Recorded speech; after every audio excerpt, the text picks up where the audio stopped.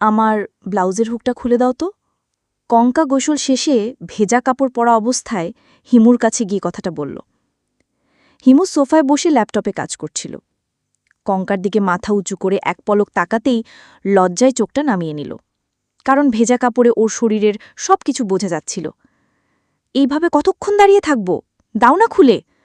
উপায় না দেখে হিমু অন্যদিকে মুখ ঘুরিয়ে হুক খুলে দেওয়ার চেষ্টা করতে লাগল, কিন্তু পূর্ব অভিজ্ঞতা না থাকায় সে কিছুতেই পেরে উঠল না। কি হলো, এতক্ষণ লাগে বুঝি? কঙ্কার তাড়া খেয়ে হিমু বাধ্য হয়ে ওর পিঠের দিকে তাকিয়ে হুকটা খুলে দিল। হয়ে গেছে, তুমি এখন ড্রেস চেঞ্জ করতে পারো। কথাটা বলেই হিমু চুপচাপ দাঁড়িয়ে রইল, আর মনে মনে ভাবল কঙ্কা হয়তো এখন বাথরুমে গিয়ে ড্রেসটা চেঞ্জ করবে। কিন্তু না, সে হিমুর সামনেই ব্লাউজটা খুলতে লাগল। কঙ্কার এমন অস্বাভাবিক আচরণে হিমু লজ্জায় দ্রুত রুম থেকে বেরিয়ে গেল। বের হয়ে দরজাটা বাহির থেকে লক করে দিল। তারপর সে মনে মনে কাজের মেয়েটাকে 101টা দালি দিতে লাগল, কারণ সে থাকলে আজ হিমুকে এসব করতে হতো না। লজ্জায় হিমু মরে যেতে লাগল। কঙ্কা হিমুর আশ্রিতা বোন। খুব ছোটবেলায় কঙ্কার বাবা মা মারা যায়। তারপর সে তার দাদা দাদির কাছে মানুষ হতে থাকে। একসময় তার দাদা দাদিও মারা যায়। বলা বাহুল্য, তার অনেক আত্মীয় স্বজন থাকা সত্ত্বেও কেউ তার দায়িত্ব নিতে রাজি হয়নি। অগত্যা কিছুদিন সে গ্রাম সম্পর্কে এক দাদির কাছে থাকে। কঙ্কা হিমুর নানুর বাড়ি এলাকার। এরপর ভাগ্যগুণে হঠাৎ একদিন হিমুর মার সাথে তার দেখা হয়ে যায়। হিমুর কোনো ভাই বোন ছিল না, তাই হিমুর মা কঙ্কার সব কাহিনী শুনে ওকে একেবারে নিয়ে নেয়। ওইসব ছাড়াও হিমুর মার কঙ্কাকে পছন্দ হওয়ার আরও একটা কারণ আছে। কঙ্কা অনেক শান্ত শিষ্ট একটি মেয়ে, আর কিছুটা কম বুদ্ধির অধিকারিণী। ওকে যখন হিমুর মা আশ্রিতা হিসেবে নেয় তখন ওর বয়স ছিল মাত্র 13-14 বছর। এখন ওর বয়স 17, তবে ওর বুদ্ধি বয়সের সাথে না বেড়ে দিনে দিনে আরও কমে যাচ্ছে। এই কারণেই হিমুর মা ওকে একটু বেশি যত্নআত্তি করেন, খেয়াল রাখেন, ভালোবাসেন, সবসময় চোখে চোখে রাখেন। হিমুর থেকে কোনো অংশে ওকে কম ভালোবাসেন না। শুধু তাই নয়, হিমুর বাবার অঢেল সম্পত্তির অর্ধেক তার নামে উইল করে দিয়েছেন। হিমু যখন মাস্টার্স করার জন্য লন্ডন যায়, তখন হিমুর মা কঙ্কাকে আশ্রিতা হিসেবে নেন। সেই কারণে হিমু কঙ্কাকে দেখি যেতে পারেনি। তবে হিমুর সাথে ওর মা যতবার ফোনে কথা বলতেন ততবারই কঙ্কার কথা বলতেন। হিমু বুঝে গিয়েছিল উনি কঙ্কাকে নিজের মেয়ের জায়গাটাই দিয়ে দিয়েছেন। অবশেষে হিমু মাস্টার্স শেষ করে বাসায় ফিরল। কঙ্কার সাথে তার দেখা মিলল। হিমু তাকে বোন হিসেবে মেনেও নিল। তবে সামান্য একটা সমস্যা বেঁধে গেল। কঙ্কা ঠিকমতো রুম থেকে বের হতো না, ওর সাথে মিশত না, কথা বলতো না। হিমু লন্ডন থেকে আসা অবধি এই 15 দিনে একবারও সে ভালো মতো হিমুর সাথে কথা বলেনি, যার জন্য সম্পর্কটা ভাই বোনের মতো না হয়ে সামান্য শিথিল হয়ে গেছে। মূলত এটাই সমস্যা। গতকাল হিমুর মায়ের বান্ধবীর মেয়ের বিয়ে ছিল। ওখানে কঙ্কাকে নিয়ে গেলে তাকে নানা রকম প্রবলেম ফেস করতে হতো। এই কারণে উনি কঙ্কাকে হিমুর কাছে রেখে গেছেন। তাতে হিমুর কোনোই প্রবলেম বা আপত্তি নেই, কিন্তু সমস্যা করেছে কাজের মেয়েটা।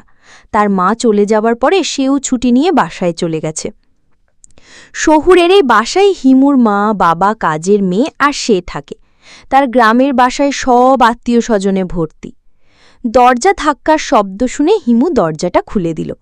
কঙ্কা ওর দিকে কিছুটা রাগান্বিত চোখে চেয়ে আছে। হয়তো কিছু বলতে চাচ্ছে মনে মনে, কিন্তু পারছে না, কারণ ওর বৈশিষ্ট্যই চুপচাপ থাকা। হিমু ওর দিকে একবার তাকাতেই আবার চোখ ফিরিয়ে নিল। শাড়ি ঠিকমতো পরতে পারেনি, প্রায় জায়গায় বের হয়ে আছে। হিমুর মায়ের শাড়ি খুব পছন্দ, তাই কঙ্কাকে সব সময় শাড়ি পরিয়েই রাখে। হিমু এই কয়দিনে কয়েকবার কঙ্কাকে দেখেছে।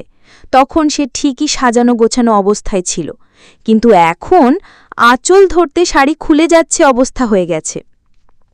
সে যে তার মায়ের সাজানো গোছানো একটা যান্ত্রিক পুতুলের মতো, সেটা হিমুর বুঝতে দেরি হল না। আর ওর মায়ের বেশি ভালোবাসা আদর যত্ন পেয়ে পেয়ে যে সে দিনে দিনে আরও বোকা হয়ে যাচ্ছে, সেটাও খুব সহজেই অনুমান করতে পারল। হিমু রুমে ঢুকে বেডের ওপরে বসল। হুদাই ফোন চাপতে লাগল, কারণ সে কি করবে নিজেও বুঝতে পারছে না। একটু পর কঙ্কা কান্না ধরানো কণ্ঠে বলল, মা কখন আসবে? আমায় মার কাছে নিয়ে যেতে পারবে? হিমু কিছুটা হাসি হাসি ভাব করে বলল, আজকেই আসবে। কখন আসবে? হিমু তো জানে না কখন আসবে, আর আজকেই যে ওর মা আসবে এটাও সে না জেনেই বলেছে, ওকে সান্ত্বনা দেওয়ার জন্য। সে এবারও মিথ্যা সাজিয়ে বলল, রাতে আসবে। কঙ্কা আর কিছু জিজ্ঞেস না করে সোজা ওর রুমে চলে গেল। হিমু হাঁপ ছেড়ে বাঁচল। একটু পর সে শিলাকে কল করল। শিলা হিমুর গার্লফ্রেন্ড। হ্যালো শিলা, এই তুমি গতকাল থেকে কি করছিলে বলো তো? আমায় একবারও নক করোনি কেন? আর আমি যে তোমায় এতবার করে কল মেসেজ করলাম তার কি কোনো উত্তর দিতে হয় না? সরি, আমি খুব বিজি ছিলাম। কিসের বিজি ছিলে শুনি? হিমু এবার কি উত্তর দিবে বুঝতে পারল না, কারণ সে যদি কঙ্কার ওই ঘটনাগুলো বলে তাহলে নির্ঘাত ব্রেকআপ হয়ে যাবে। সে একটু ভেবে আমতা আমতা করে বলল, বাসার সবাই বিয়ে খেতে গেছে, কাজের মেয়েটাও নাই, একাই রান্না করে খেতে হচ্ছে, এত বড় বাড়ির সব কিছু আমায় সামলাতে হচ্ছে, তুমি বলো সময় পাবো কেমনে? মনে মনে হিমু নিজেকে গালি দিতে লাগল, কারণ সে খুব জরুরি দরকার ছাড়া মিথ্যে কথা বলে না। যদি সে তার মাকে জোর করত কঙ্কাকে সাথে করে নিয়ে যাওয়ার জন্য, তাহলে কি এই দিন দেখতে হতো? হিমুকে চুপ থাকতে দেখে শিলা বলল, মেসেজ দিয়ে একবার জানাতে পারতে। হ্যাঁ, তা পারতাম, কিন্তু আমি ভাবছিলাম যে একদম ফ্রি হয়ে তোমায় নক দিব। ভালোই করেছ, তাহলে এখন কথা বলো। ও, আম এক্সট্রিমলি সরি ইয়ার, আমি লাঞ্চটা সেরে নিয়েই তোমায় কল করছি, কেমন? ওকে। হিমু লাইন কেটে কিচেনে গেল। সে সকালে উঠেই রান্না করে নিয়েছিল, এখন জাস্ট খাবার পালা। আপনারা ভাবছেন কঙ্কা রান্না করলেই তো পারত, তাই না? আসলে কঙ্কাকে হিমুর মা নিজের হাতটাও ধুইতে দেন না। তার কাছ থেকে কোনো কাজে আশা করা কি ঠিক? তার উপরে আবার তার মাথায় গণ্ডগোল। হিমু খাবার প্লেটে বেড়ে কয়েকবার কঙ্কাকে ডাকল, কিন্তু ওর কোনো সাড়া শব্দ পেল না। হিমু ভাবল হয়তো ঘুমিয়ে পড়েছে, তাই ওর রুমে সোফায় বসে ভাত খাচ্ছিল আর ল্যাপটপে মুভি দেখছিল। এমন সময় কঙ্কা দ্রুত গতিতে ওর পাশে এসে বসল। তারপর কোনো কথা না বলেই হিমুর প্লেট থেকে খেতে লাগল। এমন কাণ্ড দেখে হিমু পুরাই হতবম্ব হয়ে গেল। সে খাওয়া বাদ দিয়ে চুপচাপ ওর মুখের দিকে তাকিয়ে থাকতে লাগল। তুমি খাচ্ছ না কেন? আমার খাওয়া হয়ে গেছে তাই। না, তাহলে আমিও আর খাবো না। হিমু একটু ভেবে বলল, তুমি বুঝি মায়ের সাথে এমন করেও খাও? হিমু কিছুক্ষণ পর আবার খাওয়া শুরু করল। জীবনে প্রথমবার এমন করে খেতে ভালোই লাগছে তার। খাওয়া শেষে হিমু মুভি দেখছে, আর কঙ্কা ওর পাশে বসে কিছুক্ষণ ল্যাপটপের দিকে তাকিয়ে থাকছে, আর কিছুক্ষণ হিমুর মুখের দিকে তাকিয়ে থাকছে। হিমু পুরাই অস্বস্তিতে পড়ে গেছে। সে বুঝতে পারছে না কঙ্কা কেন ওর রুমে চলে যাচ্ছে না, আর ওকেও কিছু বলছে না। একটু পর হিমুই নিজ থেকে জিজ্ঞেস করল, কঙ্কনা, তুমি কিছু বলবে? কঙ্কার পুরো নাম কঙ্কনা, সবাই আদর করে কঙ্কা বলে, কিন্তু হিমু কঙ্কনা বলেই ডাকে। এইটাই তুমি আমায় বলতে পারছো না? এইটা বলার জন্য সেই তখন থেকে বসে আছো? কঙ্কা কোনো কথা বলল না, লজ্জায় মাথা নিচু করে ফেলল। হিমু ওর মাকে কয়েকবার কল করল, কিন্তু ওর মা একবারও রিসিভ করল না। মনে হয় বিয়েবাড়িতে খুব ব্যস্ত। ওর মা ফোন রিসিভ করছে না দেখে কঙ্কা রাগে হিড়হিড় করে চলে যেতে লাগল। ও মাথায় শাড়ির আঁচল দিয়ে রেখেছিল, আর অমনি মাথা থেকে আঁচলটা পড়ে গেল। হিমু দেখল ওর চুলগুলো প্রায় সবই ভেজা, ভালোভাবে মাথা মোছেনি, চুল থেকে টপ টপ করে পানিও পড়ছে। হিমু কিছু বলার আগেই কঙ্কা রুম থেকে চলে গেল। রাত তখন ৯টার কাছাকাছি। হিমু শিলার সাথে কথা বলা শেষে রাতের খাবার খাওয়ার জন্য কিচেনে গেল। বিকেল থেকে এই পর্যন্ত একবারও কঙ্কা রুম থেকে বের হয়নি। হিমু ভাবল কঙ্কা হয়তো রাগ করে আছে, তাই সে ওর খাবার প্লেট হাতে করে নিয়ে ওর রুমে গেল। গিয়ে দেখে কঙ্কা ঘুমে বিভোর। হিমু প্লেটটা রেখে ওর পাশে গিয়ে বসল। ওর চুলগুলো এখনো ভেজাই আছে, চুল থেকে টপ টপ করে ফ্লোরে পানি পড়ছে। হিমু কপালে হাত দিয়ে দেখল জ্বরে ওর শরীর পুড়ে যাচ্ছে। হিমুর কপালে হাত রাখতেই কঙ্কা ওর হাতটা আলতো করে চেপে ধরল। সাথে সাথে হিমুর শরীর একবার কিপে উঠল। এ কেমন স্পর্শ! হিমুর মনে হলো এমন স্পর্শ সে জীবনে এই প্রথমবার পেল। কঙ্কার ঘুম ভেঙে যাওয়ার ভয়ে হিমু ওর হাতটা ছেড়ে নিচ্ছে না। চুপচাপ ওর পাশে বসে ওর মুখের দিকে তাকিয়ে আছে।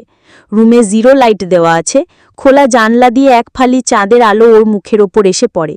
ওকে দেখতে ঠিক পূর্ণিমার চাঁদের মতোই লাগছে। হিমু ওর দিকে তাকিয়ে চোখের পলক ফেলতে পারছে না। কতক্ষণ এভাবে তাকিয়েছিল সে জানে না।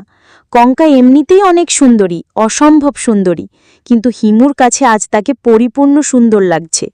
কি কারণে লাগছে সেটা সে নিজেও জানে না। মধ্যরাতে কঙ্কার ঘুম ভাঙল। সে ঘুম থেকে উঠে হিমুকে দেখে কিছুটা অবাক হল। তারপর খেয়াল করল সে হিমুর একটা হাত চেপে ধরে আছে। সাথে সাথে হাতটা ছেড়ে দিয়ে বলল, মা এসেছে? হিমু থতমত হয়ে গেল। একটু পর বলল, না আসেনি, তুমি রাতে না খেয়ে ঘুমিয়ে পড়েছিলে।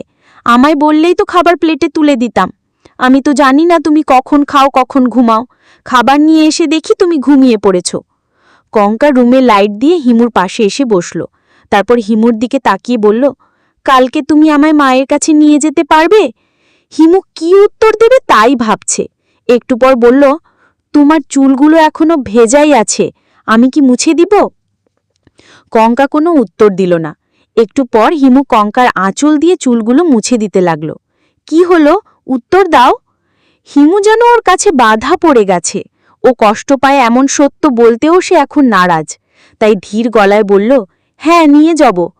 একটু পর কঙ্কা না খেয়েই ঘুমিয়ে পড়ল। হিমুরও আর খাওয়া হলো না, সেও না খেয়ে ঘুমিয়ে পড়ল।